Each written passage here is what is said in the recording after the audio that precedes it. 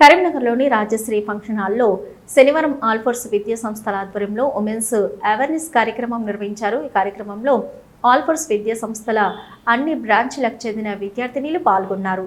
ఈ కార్యక్రమంలో బాలికలు పలు సాంస్కృతిక కార్యక్రమాలు నిర్వహించారు. ముఖ్య అతిథులుగా ఆల్ఫోర్స్ విద్యా సంస్థల డైరెక్టర్, పీజీ కళాశాల ప్రిన్సిపల్ రవీందర్ రెడ్డి, జిల్లా గ్రంథాలయ సంస్థ చైర్మన్ సత్తు మల్లేష్ తదితరులు పాల్గొని మాట్లాడారు.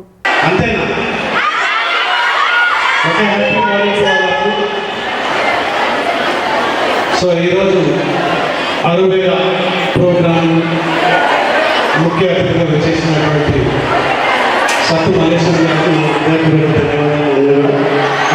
చాలా బిజీ షెడ్యూల్గా ఉంది.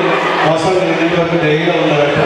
మరి మేము ఇన్వైట్ చేయగానే ఉఠావుతుంది. మరి ఈరోజు కూడా బాబు జగ్జీవన్ జయంతి గవర్నమెంట్ ప్రోగ్రామ్ చాలా ఉంటాయి. మరి అలాంటి ప్రోగ్రామ్స్ చూసుకుంటూ మాకు టైం కూడా చాలా సంతోషం ఉన్నగారు. Thank you very much. మరి ఈరోజు మన ముందు కూర్చున్నటువంటి చీఫ్ గెస్ట్ గారు యంగ్ అండ్ డైనమిక్ లీడర్, బడుగు బలహీన వర్గాల ఆశాజ్యోతి, మరి టీపీసీసీ జనరల్ సెక్రటరీ గారు, అలాగే ముఖ్యంగా మన స్టూడెంట్స్కి ఎడ్యుకేషన్ కమ్యూనిటీకి గుండె లాంటిదైనటువంటి లైబ్రరీ. మనం ఏ కాంపిటేటివ్ ఎగ్జామ్స్ రాయాలన్నా ఇప్పుడు నోటిఫికేషన్ పడ్డారంటే మొత్తం విద్యార్థులకు ఎక్కడ కనబడుతుందంటే లైబ్రరీ. అలాంటి మన కరీంనగర్ లైబ్రరీకి చైర్మన్గా ఉన్నటువంటి సత్తు మల్లేశ్వర్ గారికి నా హృదయపూర్వక ధన్యవాదాలు. అన్నయ్య మీ ఆధ్వర్యంలో ఖచ్చితంగా లైబ్రరీ విద్యార్థులకు చాలా మేము చూసాం. ప్రతి లైబ్రరీ విజిట్ చేసినప్పుడు ఎక్కడ కూడా చాలా మౌలిక వసతులు లేక చాలా ఇబ్బందులు ఉన్నాయి. బట్ మన కరీంనగర్ లైబ్రరీ చాలా బాగుంది. దాన్ని మా చిన్న రిక్వెస్ట్ ఏంటంటే మీరు డిజిటల్ లైబ్రరీగా మార్చాలి. ఎందుకంటే ఇక్కడ చాలామంది విద్యార్థులు గ్రామీణ ప్రాంతాలలో ఉన్నారు. వాళ్ళంతా కూడా ఒక నోటిఫికేషన్ ఇప్పుడు మొన్ననే మన ముఖ్యమంత్రి గారు చెప్పారు, మళ్ళీ నోటిఫికేషన్స్ వస్తాయని చెప్తున్నారు. మరి ఇప్పుడు ఫైనల్ ఇయర్స్ కంప్లీట్ చేసుకున్న పోయే వాళ్ళందరికీ కూడా ఎలిజిబిలిటీ వస్తుంది. కాబట్టి మీరు ఆ లైబ్రరీని యూజ్ చేసుకుంటూ మరొకసారి on behalf of my students and my faculty members we heartfully welcome sir. Thank you very much.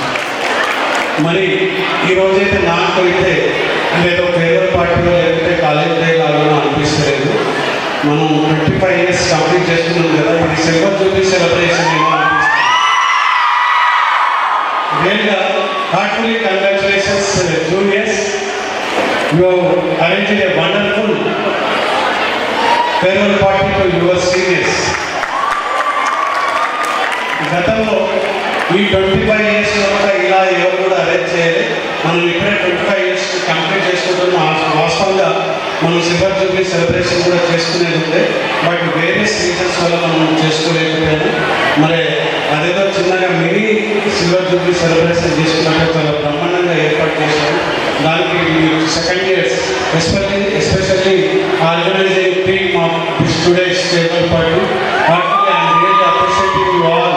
Navya and team, really 13 students, we are about in all the streams from 1 or 2 students, life sciences, BBA, BCom.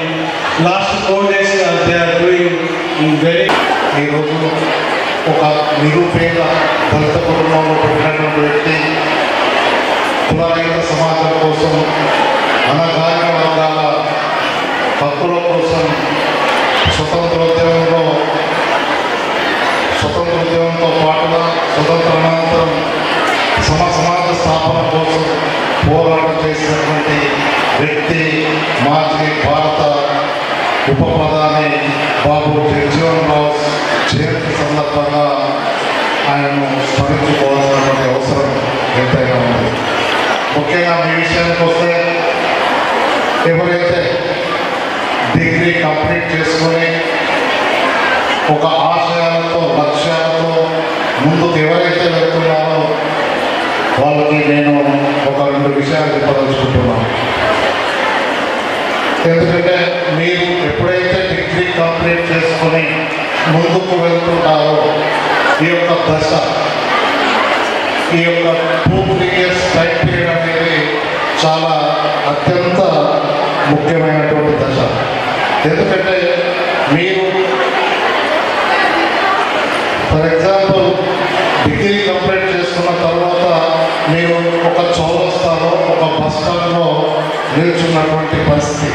ఎందుకంటే decision తీసుకోవాల్సింది మీరు. ఇప్పుడు మీ భవిష్యత్తు ఎలా ఉండాలి, రాబోయే రోజుల్లో మీ జీవితంలో మీ భవిష్యత్తు ఎలా ఉండాలో ఆ యొక్క దానికి సంబంధించినటువంటి డిసిషన్ తీసుకునే అత్యంత కీలకమైన దశ ఈ దశ.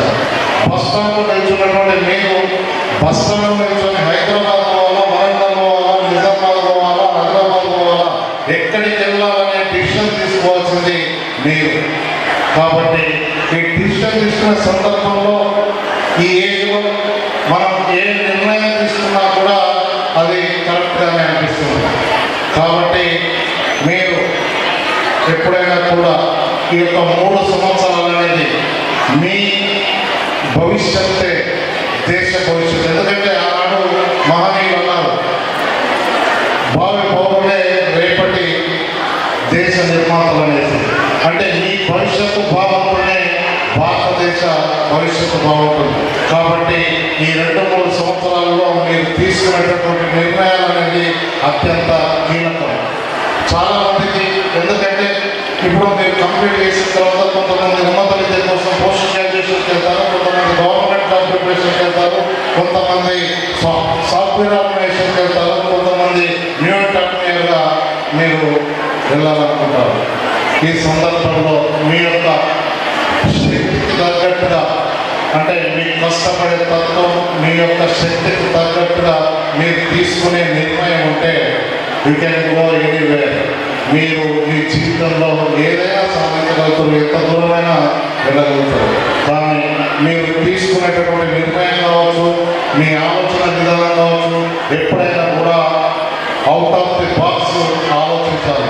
ఎందుకంటే ఎవరైతే అవుట్ ఆఫ్ ది బాక్స్ ఆలోచిస్తారో అలాంటి వాళ్ళే మీరు గొప్ప గొప్ప శాస్త్రవేత్తలైన ఉన్న వాళ్ళు ఉన్నారు, గొప్ప నాయకులైన ఉన్నారు. మీరు థామస్ అల్వా ఎడిసన్ చూసినా, ఐన్స్టీన్ చూసినా, ఎవరిని చూసినా కూడా వీళ్ళంతా కూడా అవుట్ ఆఫ్ ది బాక్స్ ఆలోచిస్తున్నారు. నేను ఒక కామర్స్ గ్రాడ్యుయేట్గా, అంటే మనం డిగ్రీ చదువుతున్న రోజుల్లో మనం డిగ్రీ కంప్లీట్ చేస్తాం, కానీ డిగ్రీ చేసిన తర్వాత మనకు అసలు మన అవకాశాలు ఏంటి, మన డిగ్రీ చేసిన తర్వాత మనం ఏ జాబ్ చేసుకోగలుగుతాం, అసలు మనం ఏం చేస్తాం, మన ఫ్యూచర్ ఏంటి, మన లైఫ్ ఏంటి అనేది ఎంతమందికి ఐడియా ఉందో నాకు తెలియదు. కానీ మనం చదవడం ఇంపార్టెంట్ కాదు, చదివిన తర్వాత మనం ఏం చేయగలుగుతాం, ఏం చేస్తాం అనేది ఇంపార్టెంట్. ఎందుకంటే చాలామంది కూడా డిగ్రీ